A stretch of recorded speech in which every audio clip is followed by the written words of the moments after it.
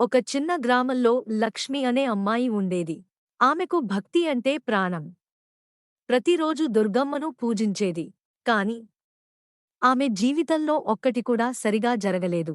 పేదరికం, ఇంట్లో సమస్యలు, ఆరోగ్య సమస్యలు. ఒకరోజు ఆమె దేవాలయంలో కూర్చుని అడిగింది, అమ్మా, నేను నిన్ను ఇంతగా నమ్ముతున్నాను. కాని నా జీవితంలో ఎందుకు ఇంత కష్టం? ఆ రోజు నుండి లక్ష్మి జీవితంలో మరింత కష్టాలు వచ్చాయి. ఆమె పని కోల్పోయింది. ఇంట్లో గొడవలు పెరిగాయి. గ్రామంలోని వాళ్ళు చెప్పేవారు, దేవుడు ఉన్నాడా? నీ పూజలకి ఉపయోగమేంటి? అక్కడే ఎమోషనల్ ఇంటెలిజెన్స్ మొదలైంది. లక్ష్మి కోపపడలేదు. బాధపడినా కూడా కంట్రోల్ చేసుకుంది. ఆమె అనుకుంది, ఇది కూడా ఒక పరీక్షే కావచ్చు. ఒకరోజు ఒక వృద్ధ మహిళ వచ్చి లక్ష్మిని చూసింది. ఆమె ఆకలితో ఉంది. లక్ష్మి దగ్గర తినడానికి ఒక్క రొట్టె మాత్రమే ఉంది. కాని ఆమె దానిని ఆ వృద్ధురాలికి ఇచ్చింది. నేను తినకపోయినా పర్వాలేదు, మీరు తినండి. ఆ వృద్ధురాలు చిరునవ్వుతో వెళ్ళిపోయింది. ఆ రాత్రి లక్ష్మి ఆకలితో పడుకుంది.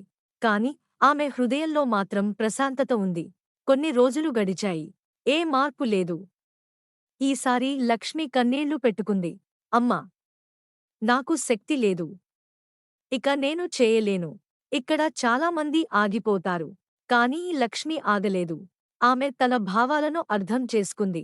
నేను బాధపడుతున్నాను, కాని నేను బలహీనురాలు కాదు. లక్ష్మి కలలో ఒక ప్రకాశం కనిపించింది. ఆమె ముందు దుర్గమ్మ ప్రత్యక్షమైంది. లక్ష్మి, నేను నీ ఓపికను పరీక్షించాను. నీవు కోపాన్ని నియంత్రించావు. బాధలో కూడా దానం చేశావు. ఇదే నిజమైన భక్తి. ఇదే. లక్ష్మి కన్నీళ్లతో నమస్కరించింది. తర్వాత రోజు నుండి లక్ష్మి జీవితంలో మార్పులు వచ్చాయి. ఆమెకు మంచి పని దొరికింది. ఇంట్లో శాంతి వచ్చింది. గ్రామంలోని వాళ్ళు ఆశ్చర్యపోయారు. ఎలా ఇది సాధ్యమైంది? లక్ష్మి నవ్వుతూ చెప్పింది, ఓపిక, నమ్మకం మరియు మనస్సును నియంత్రించడం. దేవుడు మనకు కష్టాలు ఇవ్వడు, పరీక్షలు ఇస్తాడు. ఓపిక ఉన్నవాళ్లు మాత్రమే విజయాన్ని చూస్తారు. నమ్మకం ఉన్నవాళ్లు మాత్రమే అద్భుతాన్ని అనుభవిస్తారు.